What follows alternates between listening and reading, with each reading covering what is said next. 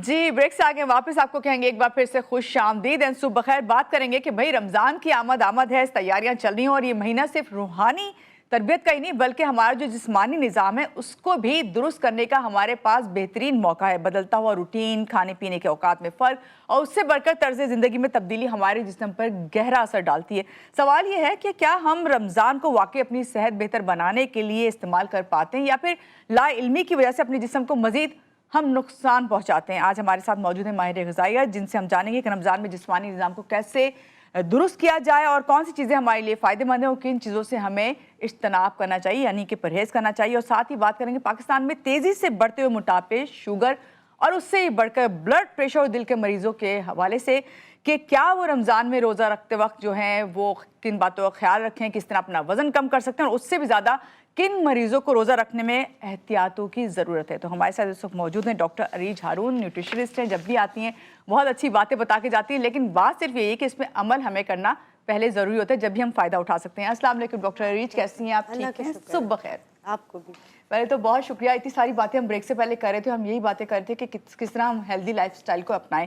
यहीं से स्टार्ट करते हैं। पाकिस्तान में मोटापा बहुत ज़्यादा तेज़ी से, आप भी जानती हैं, आपके पास लोग आते हैं, बढ़ रहा है। आपको तो देख कहीं से भी नहीं लगता कि आप मोटापे पे किसी को भी कुछ कहती हो और वो आपको देख के ना मानता हो कि भाई वाकई ख्याल करना है। ये बताइए, क्या वाकई रमज़ान जो है इस वक्त जो मौका आ रहा है इसमें वज़न कम करने में वो जो मोटापे का शिकार अफराद हैं उनको मदद मिलेगी?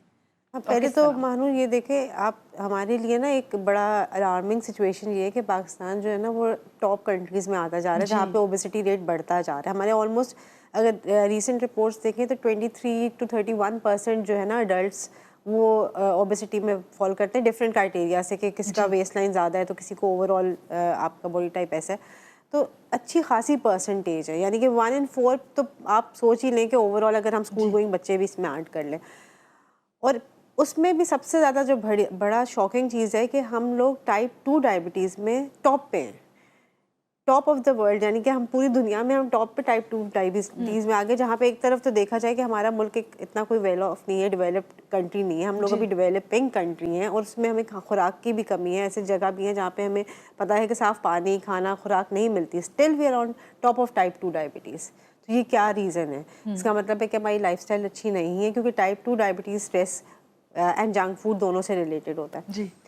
अब अल्लाह ताला ने हमें एक अच्छा मौका हर साल हमें मिलता है कि रमज़ान आता है। रमज़ान में हम अपनी रूटीन अच्छी कर सकते हैं, अपनी डाइटरी हैबिट्स अच्छी कर सकते हैं, अपना स्लीप अच्छा कर सकते हैं, ज़्यादा से ज़्यादा टाइम खाने पीने के बजाय हम इबादत में लगा दें तो वो ज़्यादा बेहतर होता है। तो ये बहुत हमें एक अच्छा मौका मिल जाता है। तो हम ये चीज़ें अगर कंबाइन करें, और जैसे आपने कहा कार्डियोवैस्कुलर डिजीज़ का, कि किसी को ब्लड प्रेशर है, शुगर है, किसी को कार्डियक इशूज़ हैं, कोई और भी अगर फीमेल हार्मोन्स का भी इशू है, तो ये बहुत अच्छा टाइम होता है रीसेट करने के लिए कि आप रीसेट करें और फिर इसको कंटिन्यू रखें आफ्टर रमज़ान। सही। तो डॉक्टर एज कैसे रीसेट करें? सब लोग आपको देख रहे हैं, वो जानना चाहते हैं कि ये रीसेट कैसे करें? मोटापा जो है वो खुद आपको पता है कि ये ब्लड प्रेशर भी लेके आता है, शुगर भी लेके आता है, इसीलिए शायद की जड़ है, बीमारियों की जड़ है। तो इसको हम किस तरह मेंटेन करें? देखो पहले तो आप ये सोचेंगे ना कि हम लोगों को मोटापा, हम लोग क्यों शिकार होते हैं। वही बात होगी कि हमारे पास इतना एक्सेस तो नहीं है ऑर्गेनिक फूड का। जंक फूड जो मेन कॉज है हमारी, कि हम लोग processed food, over the counter हमें जो इजीली चीज़ें मिल जाती हैं, पैकेट चीज़ें मिल जाती हैं, प्रोसेस चीज़ें मिल जाती हैं, हम लोग वो बहुत कंज्यूम करते हैं। और हम हेल्दी चीज़ों के बारे में हमेशा, अगर आप किसी को कहेंगे खजूर खा लो तो वो कहेगा खजूर तो मीठी होती है, लेकिन अगर आप किसी को आइसक्रीम ऑफर करेंगे तो वो खा लेंगे आइसक्रीम। तो सिमिलरली हम लोग रमज़ान में भी यही करते हैं। जो हमारी एक गलत प्रैक्टिस जो होती है कि मैंने मेजॉरिटी मेरे पास पेशेंट्स जो आते हैं कहते हैं हम सहरी तो करते ही नहीं है, हम खाली पानी पी लेते हैं। अच्छा, वो नहीं करेंगे। और इफ्तारी पे क्या होगा? हर रंग के शरबत होंगे, वही प्रोसेस फूड होगा और फ्राइड चीज़ें होंगी तरह तरह की। मतलब एक फ्राइड चीज़ चलो आप अलाउ कर दो, आपने कुछ 6 तरह की फ्राइड आइटम्स रखे होंगे। अगर आप कहते हो कि आप एक एक भी चख रहे हो, तो आपने कोई इमेजिन करो कि कितनी कैलोरीज हैं, कितने उसमें हार्मफुल फैट्स जा रहे हैं। और फिर जब बाज़ार से आप ख़रीद के लाते हो वो ऑयल कैसा है, क्योंकि जब ऑयल एक सर्टन पॉइंट के बाद दोबारा हीट होगा तो वो पॉइजनस हो जाता है, टॉक्सिक हो जाता है। तो ये सारी चीज़ें क्या करेंगी? इन्फ्लेमेशन होगी, स्ट्रेस होगा, diabetes, cardiovascular disease, again cycle. सही। अभी हम मोटापे पे हैं और हम इन पेशेंट्स के बारे में बात करें, ख़ासतौर से वो जो डायबिटिक हैं या फिर जिनको ब्लड प्रेशर है, तो बात करूंगी जो शुगर के मरीज होते हैं, डायबिटिक होते हैं, वो रोज़ा रखते वक्त किन बातों का ख्याल खास तौर से रखें? जिस तरह भी आपने कहा ना, हम सबके लिए तो यही है कि हम दस्तरखान पे बैठते सैर ही नहीं करें, मगर इफ्तार में हर चीज़ खा रहे हैं। अच्छा देखो, डायबिटिक पेशेंट्स हैं या इवन हाइपरटेंसिव हैं, कोई भी किसी भी तरह की ऐसी क्रॉनिक डिजीज़ है, तो हम कहते हैं कि एक तो जो आपका फिजिशियन है जो आपको देख रहा है, मेडिकल स्पेशलिस्ट है या कोई एंडोक्रिनोलॉजिस्ट है, आप उनसे ज़रूर पूछेंगे कि मैं रोज़ा रख सकती हूँ। क्योंकि देखिए, आपने रोज़ा तो अल्लाह के लिए रखना है, लेकिन अल्लाह ताला ने कहीं नहीं कहा कि अपनी सेहत को सफ़र करके आपने रोज़ा रखना है। दीन में आसानियाँ हैं हमारी। हाँ बिल्कुल। तो आपने, अगर आपको लगता है कि आप पूरा दिन रोज़े में गुजार सकते हैं तो ज़रूर रखें, बट इफ़ आपका फिजिशियन कहता है नहीं, आपके भी उस कंडीशन में नहीं है, तो आप नहीं रखेंगे। अच्छा, आपने रखा, मेडिसिन का बहुत ख्याल रखना है कि आपने मेडिसिन किस टाइम पे लेनी है।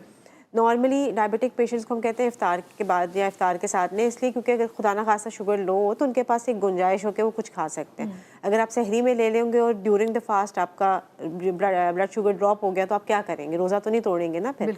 सिमिलरली ब्लड प्रेशर के साथ भी है। दूसरा, डायबिटिक पेशेंट्स का ये होता है कि डायबिटिक पेशेंट्स के साथ मल्टीपल इश्यूज़ और होते हैं कि न्यूरोपैथीज़ हो रही हैं, कि उनको कोई किडनी का इशू है या नर्व इश्यूज़ हैं, तो वो सारी कंडीशंस देखते हुए रखना है रोज़ा। कार्ब्स का इंटेक हम लोग डायबिटिक पेशेंट्स को स्पेशली कहते हैं कि आपने जो रिफाइंड कार्ब्स हैं वो बिल्कुल नहीं लेने, जैसे सफ़ेद आटा है, चीनी है, चावल है। हम कहते हैं कॉम्प्लेक्स कार्ब्स लें, दलिया हो गया, मिक्स चोकर का आटा है या जौ की रोटी है, आप वो लें जिसमें फाइबर ज़्यादा हो ताकि वो सस्टेन रहे। फ्रूट्स का इंटेक उनका हम रिस्ट्रिक्ट करते हैं कि आपने फ्रूट्स इतने लेने के 1 या 2 फ्रूट्स लेने, ताकि ग्लाइसेमिक इंडेक्स की वजह से इंसुलिन स्पाइक्स ना आए। आप इफ्तार में रंग बिरंगे शरबत नहीं लेंगे, कोल्ड ड्रिंक्स नहीं लेंगे, क्योंकि डायबिटिक पेशेंट्स के बारे में बात हो रही है। क्योंकि कोल्ड ड्रिंक्स हैं या रंग बिरंगे शरबत, वो मीठे जो शरबत होते हैं उसमें आप क्या करते हैं कि शुगर स्पाइक करते हैं। अगर इनकेस किसी का दिल चाह रहा है या लेना चाह रहे हैं, तो आप उसको इस फॉर्म में लें, जैसे मिल्क के साथ ले लिया आपने, ठीक है, ताकि कोई चीज़ एक आपकी हो जाए और क्वांटिटी कम हो जाए, किसी तरीके का बेनिफिट तो जाए ना आपको। बिल्कुल। पानी का इंटेक अपना बहुत अच्छा रखें ताकि आप डिहाइड्रेटेड स्टेट में ना जाएं। तो ये छोटे छोटे पॉइंट्स होते हैं जो हम कहते हैं। वही बात है, फ्राइड आइटम्स हम सबको मना करते हैं। अच्छा, ये बताइए, आपके जो हार्ट पेशेंट हैं उनके लिए आप क्या कहेंगी? रोज़ा रखने से पहले उन्हें किन बातों का ख्याल रखना है, और अगर रोज़ा रखते हैं तो किन खतरात से उन्हें आप आगाह करेंगी कि क्या एहतियात करनी है उन्हें? अच्छा, कार्डिक जो हार्ट इश्यूज़ वाले पेशेंट होते हैं ना, वो ज़्यादातर अंडरलाइंग डायबिटिक या हाइपरटेंसिव तो होते हैं। मेजॉरिटी ऑफ द केसेस, बहुत रेयरली होता है कि किसी और वजह से उनको हो रहा है। उसमें भी हम ये कहते हैं कि अपने फिजिशियन से ज़रूर पूछें। अगर फिजिशियन आपको अलाउ कर रहे हैं तो आप रखेंगे, क्योंकि कार्डिक पेशेंट्स की मेडिसिन भी मल्टीपल चल रही होती हैं। And then again fried items उनको मना होते हैं, वो तो वैसे ही मना होते हैं नॉर्मल डेज में भी, तो हम कहते हैं इफ्तार में भी लेने, और कॉम्प्लेक्स कार्ब्स उसी तरीके से लेने हैं। एक और चीज़, जैसे हम कार्डिक पेशेंट्स को जो कहते हैं कि आप कोई भी अपनी मेडिसिन जो ले रहे हैं जो हार्ट रिलेटेड, तो उसके साथ आपने कोई ऐसी चीज़ नहीं ले रही जो उसको अफेक्ट करे या उसकी एब्जॉर्प्शन को अफेक्ट करे, तो फिर खैर वो तो आपके फिजिशियन बता देते हैं कि आपने ये वाली मेडिसिन लेनी है। सॉल्ट का इंटेक अपना अच्छा रखें, बहुत एक्सेसिव स्पाइसेस ना लें, बहुत तेल वाली तली हुई चीज़ें इन सहरी में मत इस्तेमाल करें, पराठे मत खाएं, ये छोटी छोटी चीज़ें होती हैं। दही का इंटेक एज यूजुअल मैं हमेशा हर एक को कहती हूँ कि दही ज़रूर खाएं, चाहे वो पेशेंट हो या नॉर्मल एक बंदा हो जिसको कोई डिजीज़ नहीं है, दही ज़रूर इस्तेमाल करें। अच्छा, एक चीज़ मुझे आपसे ज़रूर डिस्कस करनी है। आप जिस तरह आपने कहा ना दही ज़रूर खाएं, अक्सर लोगों को मैंने सुना है, जिस तरह आपने कहा ना सहरी में सिर्फ पानी पिया, लोग कहते हैं हमने सहरी में सिर्फ दही खाया ना। अच्छा। और ये वाली बात करते हैं, या हमने सिर्फ यही चीज़ खाई। तो कल में कोई रिसर्च थी या कोई न्यूज़, पता नहीं, अभी मैंने उसको इतना वो गूगल करके देखा नहीं था कितनी सदाकत है उसमें, लेकिन मेरे सामने वो चीज़ आई। उसमें ये था कि एक लड़की थी जो सिर्फ फ्रूट्स ही खाती थी, 27 ईयर्स उसकी एज थी, उसकी डेथ हो गई ना। पता नहीं आपके सामने से वो खबर गुजरी है ना गुजरी, लेकिन कहने का मकसद ये कि आप अपनी खुराक में हर चीज़ शामिल करें ना। आपको जो हमने बिठाया हुआ है इसलिए बिठाया हुआ है कि लोग आपको जब देखें तो आपकी बातों को माने भी ना, क्योंकि आप बता के जा रही होती हैं।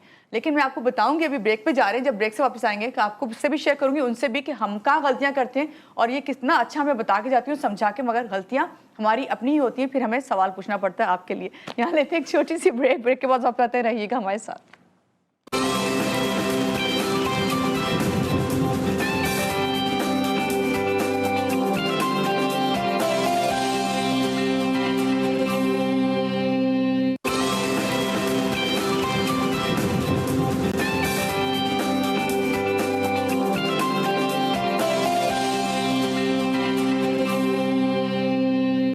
जी, ब्रेक से आ गए वापस। आपको कहेंगे एक बार फिर से खुश आमदीद और सुबह खैर। डॉक्टर अरीज हारून हमारे साथ हैं, हम उनसे पूछ रहे हैं कि रमज़ान, क्योंकि हमारे पास ही हैं और हमने रोज़ा रखना है, सहरी भी करनी है, इफ्तार भी करनी है, तो उसमें हम किन बातों का ख्याल रखें? इससे पहले, ब्रेक से पहले हमने बात की कि भाई जो पेशेंट्स हैं वो किस तरह ख्याल करें, चाहे वो ब्लड प्रेशर हो जिनको, या शुगर हो, या हार्ट पेशेंट हो, सब पे बात हमने कर ली। अब हम नॉर्मल ज़िंदगी पे आते हैं, जो सब नॉर्मल ज़िंदगी गुजार रहे हैं लेकिन वो अपनी ज़िंदगी को खुद ख़राब करने में लगे हुए हैं, उनको किस तरह दुरुस्त रखना है? क्या वाकई रोज़ा रमज़ान में हमारे जिस्मानी निज़ाम को दुरुस्त कर सकता है? पहला सवाल तो यही है आपसे।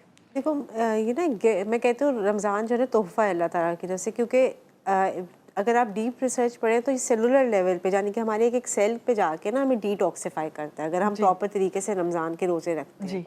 डिटॉक्सिफाई हो गया, यानी कि आपकी डिटॉक्स हो गई बॉडी, तो आपकी पूरी इन्फ्लेमेशन रिड्यूस हो जाएगी और आप कई बीमारियों से बच भी जाएंगे।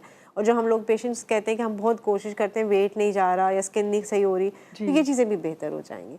तो इसका मतलब है कि अगर आप प्रॉपर रोज़े रखें, प्रॉपर रोज़ा क्या होता है कि आप एक अच्छी सहरी करें जो आपको इफ्तार तक सस्टेन भी रखे, जिसमें आपको प्यास कम लगे, भूख कम लगे। अच्छा ये कुछ लोग कहते हैं कि अगर हमें प्यास का एहसास नहीं होगा तो फिर रोज़े भी, अल्लाह ताला ने आपको ये नहीं कहा कि आपको प्यास लगेगी और आप परेशान होंगे तभी आपको स्वाब मिलेगा। बेसिकली वो एक आपका पेशेंट लेवल है, एक आपका ये टेस्ट ये है कि आप कंट्रोल सब्र कर सकते हो कि नहीं कर सकते।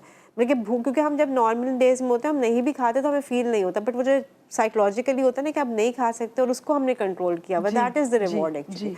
तो आपने इफ्तारी तक सस्टेन रखना है और फिर इफ्तार आपकी ऐसी होनी चाहिए कि जिसमें आप हल्की इफ्तार रखें। आपका इफ्तारी का मतलब ये नहीं कि खुला है तो सब जो भी मिले खा ले। आपने नॉर्मल अपना खाना जो खाते हो, रात में डिनर करते हो, आप उसको एज ए इफ्तार यूज़ कर लो। ज़रूरी नहीं है कि आपके दस्तरखान पे फ्राइड आइटम्स होंगे, 6 तरह का मीठा होगा, कई तरह के शरबत होंगे, डिनर टाइम ही होगा बिल्कुल। और आजकल तो बहुत, मैं कहती हूँ ये तो रमज़ान हमें इतना अच्छा मिला है कि सहरी भी हमारी ऐसे टाइम पे हो रही है कि हमें नाश्ते की तरह की और हम अपने काम पे चले गए, वापस आएंगे, नमाज पढ़ेंगे, फ्रेश अप होंगे, इफ्तार की तैयारी करेंगे और डिनर टाइम पे हमारा इफ्तार हो जाएगा। सच एन आइडियल टाइम ना। तो ये इसमें आपको कोशिश यही करनी चाहिए। अच्छा, अच्छी सहरी क्या होती है? कॉम्प्लेक्स कार्ब्स की मैंने बात की थी, जैसे दलिया हो गया, कोई जौ के आटे की रोटी हो गई, चोकर के आटे की, या बहुत सारा फाइबर, गंदम जो होता है, लाल आटा होता है, उसकी आप रोटी बना के ले सकते हैं। इवन अगर आप पराठा लेना चाहते हैं तो कम घी में 1 टेबलस्पून घी अगर आप यूज़ कर रहे हैं या कोई अच्छा ऑयल यूज़ कर रहे हैं उसमें आप बना के ले सकते हैं। लेकिन बहुत ज़्यादा फ्राइड, हम लोग क्या करते हैं, पराठा बनाते हैं ऊपर से इतना करते हैं कि वो फ्राई हो जाता है, बिल्कुल वो नहीं करना, क्रिस्पी बनाने के चक्कर में। हाँ, उसको नहीं करना। अच्छे अंदर आप ऑयल लगाएं, ऊपर बेशक एक्सेस ना लगाएं। आप एग्स ले सकते हैं as a source of protein. आप दही ज़रूर खाएं, बिकॉज दही से आपकी हाइड्रेशन अच्छी रहती है, आपको प्यास का एहसास, और वही बात है आपका गट का सिस्टम भी अच्छा रहता है। अगर कोई जैसे पेशेंट्स मेरे पास आके वही कहते हैं कि हम सहरी में कोई सिर्फ फ्रूट्स ले लें, सीरियल ले लें, मैं कहती हूँ ले सकते हैं, लेकिन आप उसके साथ फिलिंग के लिए as a protein source eggs या कोई कबाब या कोई कीमा, कुछ इस तरीके की चीज़ ज़रूर लें, क्योंकि फ्रूट्स आपको उस वक्त तो बड़े अच्छे लगेंगे, लाइट भी होते हैं, लेकिन वो थोड़ी देर के बाद डाइजेस्ट हो जाएंगे, आपकी जो इंसुलिन की स्पाइक आई होगी वो कम हो जाएगी और आपको भूख लगना शुरू हो जाएगी फिर। तो आप इसको पूरे दिन नहीं चला सकते। तो एड ऑन ठीक है, लेकिन सिर्फ सहरी उसके ऊपर नहीं बेस्ड हो सकती। सिमिलरली जब आप इफ्तार करते हैं तो इफ्तार में खजूर सुन्नत भी है और खजूर के बेनिफिट्स भी बहुत हैं, because it's a very good source of minerals, electrolytes. आप वो ज़रूर खाएं, आपकी शुगर एकदम से अच्छी हो जाती है। जब आप डाउन फील कर रहे होते हैं तो आपने इफ्तार में खजूर खा ली।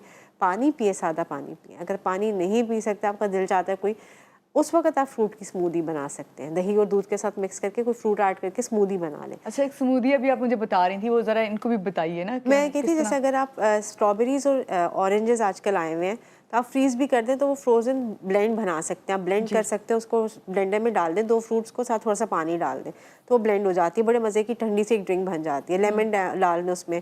कुछ लोग उसके अंदर फ्लेवर के लिए काला नमक डालना चाहते हैं, लेकिन अगर किसी को ब्लड प्रेशर है तो वो यूज़ ना करें। और फिर आप मीठा ना डालें प्लीज़, क्योंकि अगर आपने चीनी डाल दी तो मकसद ख़राब हो जाएगा जी। उसके अलावा कोकोनट वाटर बहुत अच्छा है। कोकोनट वाटर के अंदर चिया सीड्स आप डाल सकते हैं, वो सोख करके रख दें, इफ्तार से आधा घंटा पहले इफ्तारी में वो पी लें। एक्सीलेंट क्या कहते हैं ना, आपको इलेक्ट्रोलाइट्स मिलेंगे, आपका वेट भी नहीं गेन होगा। आपको जब एकदम से फीलिंग आती है ना कि बहुत प्यास लग रही है, और अक्सर लोग बहुत पानी पी लेते हैं इफ्तारी पे, वो चीज़ नहीं होगी आप, क्योंकि कोकोनट वाटर और चिया सीड्स का ये है कि वो आपका वाटर अच्छे तरीके से एब्जॉर्ब करेगा, आपको थर्स्ट की फीलिंग ख़त्म हो जाएगी। फिर आप प्रोटीन का सोर्स क्या हो सकता है, आप कोई चिकन का आइटम रख लें, कोई सैंडविचेस घर में बना के रख लें। अगर आप चाहते हैं कि आप डायरेक्ट डिनर करें तो आपने खजूर खाई, एक फ्रूट लिया, पानी पिया, आप नमाज़ पढ़ के आएंगे, आपकी ब्रेन को सिग्नल मिलेगा खाना मिल रहा है, आप आएंगे, आपकी एपेटाइट थोड़ी ऑटोमेटिकली रिड्यूस हो जाएगी, आप अपना डिनर कर लें। डिनर में अगर आप देखें आपने इतने फ्राइड आइटम्स लिए, आप डिनर में रोटी भी ले सकते हैं, राइस भी ले सकते हैं, डिपेंडिंग कि आपकी कोई और रिस्ट्रिक्शन नहीं है बॉडी पे। तो आप नॉर्मल हैं तो आपने राइस ले ली, थोड़े से हाफ कप राइस ले लें, एक कप राइस ले लें अगर ज़्यादा भूख लगी, इससे ज़्यादा क्वांटिटी एक्सीड नहीं करें, इससे ज़्यादा नीड भी नहीं है आपकी। और आपको साथ सालन ले लें अच्छा सा। अगर आपको ये नहीं खाना, मुझे तो बहुत अच्छा ऑप्शन लगता है कि कोई आप ग्रिल्ड चिकन ले लें या आप सैंडविच बना के, दैट इज़ लाइक आपकी फिलिंग भी हो जाती है और आपकी प्रोटीन पोर्शन भी पूरा हो जाता है। फिर रात को अगर लेट नाइट तरावी के बाद भूख लगती है तो उस वक्त आप सोच सकते हैं कि आपने नट्स लेने हैं या आपने चाय पीनी है या कॉफ़ी। जैसे कुछ लोग, हमारी एक कस्टम्स है हमारे कि हमें चाय ज़रूर पीनी होती है, तो वो आप उस वक्त पी सकते हैं। सही। अच्छा, बहुत अच्छा आपने बताया किस तरह हम अपनी रूटीन बना सकते हैं सहर और इफ्तार में। मुझे बस एक बात छोटी सी पूछनी है कि अक्सर होता है कि इफ्तार करने के बाद लोग जो कहते हैं हमने सारा दिन पानी नहीं पिया है, बड़ी बड़ी बॉटल्स, बिल्कुल आजकल तो ऐसे जग्स जैसे साथ लेके चल रहे हैं, तो कितना दुरुस्त है ये इतना एकदम से पानी पीते रहना?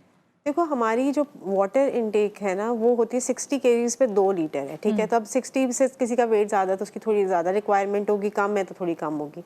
अच्छा, ये फ्लूइड इनटेक होता है, यानी कि सिर्फ पानी का नहीं है, इसमें आपके जो फ्रूट से आपको फ्लूइड मिल रहा है, अगर आपका दही खा रहे हो उससे मिल रहा है, और इसके साथ इलेक्ट्रोलाइट्स भी ज़रूरी हैं। तो आपने ये नहीं करना कि इफ्तारी के बाद ही वो 8 ग्लास पी लेने, नहीं, बिल्कुल नहीं सही। सही। बहुत शुक्रिया डॉक्टर रीज, आज के प्रोग्राम में आप आई और आपने हमें बताया कि किस तरह हमें अपने रमज़ान का आगाज़ करना है, सहरी में किस तरह एहतियात करनी है, इफ्तार में उससे बढ़कर क्या एहतियात करनी है। तो ये सब एहतियात जो है हमारे अपने हाथ में कि हमें किस तरह एहतियात रखते हुए अपने हेल्दी लाइफस्टाइल को अपनाना है और रमज़ान में जो है अपनी इन कोशिशों को जो है कामयाब बनाना है। यहाँ लेंगे एक छोटी सी ब्रेक के बाद वापस आते हैं, रहिएगा हमारे साथ।